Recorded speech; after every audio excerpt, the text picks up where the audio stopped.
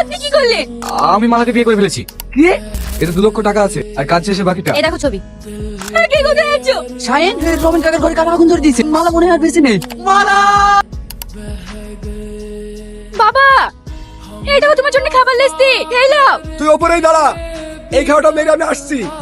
অনেক বেলা হয়ে গেছে, তুমি আগে খেয়ে নাও তো। ছেলেগুলো অনেকক্ষণ দাঁড়িয়ে আছে। ঠিক আছে, তুমি খেয়ে নাও, আমি খেলে আসছি। ঠিক আছে মা। হাই স্কুল লেডি মাঝি রে, তুমি মেয়ে হয়ে নৌকা চালাতে পারো? আমি মাঝের মেয়ে, নৌকা চালাতে পারবো না। তাড়াতাড়ি উঠুন।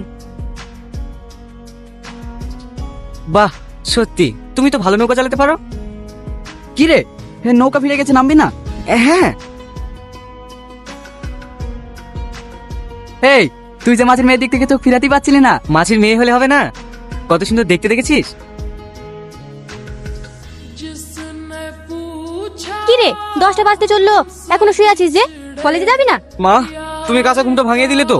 দুপুর হয়ে যাচ্ছে আর কাঁচা ঘুম। ওগো শুনছো, আমার অফিসের ব্যাগটা খুঁজে পাচ্ছি না। তাড়াতাড়ি ওঠ, তোর বাবা আমাকে ডাকছে। কিচ্ছু খুঁজে পাই না, এই তো ব্যাগ। ঠিক আছে পারু, আমি তাহলে আসছি। তাড়াতাড়ি আসবে, বেশি রাত করো না কিন্তু। এই শাহিন আসছে। কি রে, গামছা নিয়ে কোথায় যাবি? মা, নদীতে চান করতে যাব। নদীতে কেন? বাথরুমে যা। না মা, আজকে নদীতে যেতে খুব ইচ্ছা করছে। তোর যে কখন কি ইচ্ছে করে সেটাই বুঝতে পারি না। যা ইচ্ছাতে করগা। আহ, কি রে, কি হলো? তোকে সাপে কেটেছে। কি হলো ওর? শাহিনকে সাপে কেটেছে। ওই দেখি।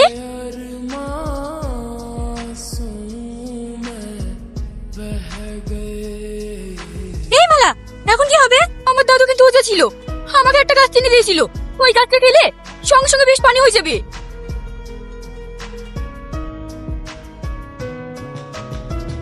এই তো,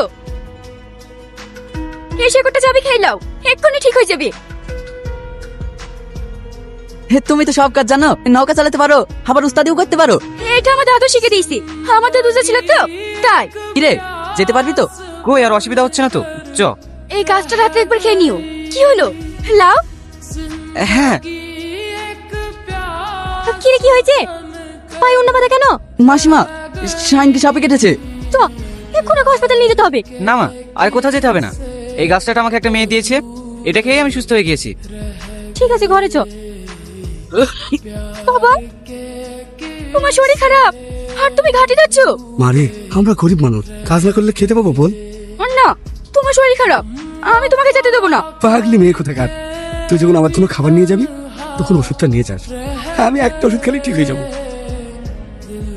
আপনি আমাদের বাড়ি তোমার ওড়নাটা? ওনাটা আবার কষ্ট করে দিতে এসছেন, না আসলেও পারতেন। না, পারতাম না, তোমাকে ছাড়া এক মুহূর্ত থাকতে পারছি না। আপনি কি বলছেন? হ্যাঁ, আমি ঠিকই বলছি। তোমাকে যেদিন আমি প্রথম দেখেছি সেদিনই আমি তোমাকে ভালোবেসে ফেলেছি। তাই তো শুধু তোমাকে দেখার জন্য প্রতিদিন নদীতে স্নান করতে আসতাম। ভালোবাসা? এসব আপনি কি বলছেন? আপনি হচ্ছেন ভীষণ বড় লোকের ছেলে, আর আমি সামান্য একটা পাটনির মেয়ে। এটা কখনো হয় বলেন? আমি বামন হয়ে চাপ ধরতে চাই না। আমাকে নিরাশ করে ফিরিয়ে দেবে? আশা তো আমারও জাগি। বড় লোকের ভালোবাসা আর কচুর পাতার পানি দুটোই সমান। আজ ভালো লেগেছে, কাল যখন ভালো লাগা শেষ হয়ে যাবে তখন আমাদের মতন গরিব মেয়েকে ফেলে দেবে না ডাস্টবিনে। তখন আমাদের কি হবে একবার ভেবে দেখেছেন? ভালো লাগার ভালোবাসা এক নয়, আমি তোমাকে সত্যিকারের ভালোবাসি। তাই তুলসী তালাকে সাক্ষী রেখে আজ তোমাকে আমি বিয়ে করলাম। আপনি কি করলেন? পারলাম তো আমার ভালোবাসার প্রমাণ দিতে। তোমাদের সাথে আমি একটা কথা বলতে চাই। বল, কি বলবি? আমি একটা বড় অন্যায় করে ফেলেছি, তোমরা আমাকে ক্ষমা করে দিও। ঠিক আছে, কি অন্যায় বল। মা, আমি মালাকে বিয়ে করে ফেলেছি। রে, ওই পাশের মেয়েকে আর মান সম্মান কিচ্ছু রাখলি না। বাহ, চুপ। মা, আমার বাচ্চা ওর গর্ভে, ওকে যদি আমি ঘরে না নিয়ে আসি তাহলে ওর অনেক বড় সর্বনাশ হয়ে যাবে। না, আমি কখনো মেনে নেবো না। তোর মতো কুলাঙ্কার ছেলে আমার বাড়িতে জায়গা নেই। যা, তুই আমার বাড়ি থেকে এক্ষুনি বের যা। তুমি চুপ করো, চুপ বুঝি না। ঠিক আছে, যখন করে ফেলেছিস, আমাদের বংশ তো একটা মান সম্মান আছে। আমার বৌমাকে তো আর এমনি এমনি ঘরে নিয়ে আসতে পারবো না। আমার বৌমাকে আমি ধুমধাম করে ঘরে নিয়ে আসবো। মা, যা ঘরে যা। কাকা বাকা, চল। রানীমা এসেছেন? হ্যাঁ, এটা 2 লক্ষ টাকা আছে আর কাজ শেষে বাকিটা। কাজ না হলে কিন্তু। আপনারা কোনো চিন্তা করবেন না, আমার যা কথা তাই কাজ। এই দেখো ছবি।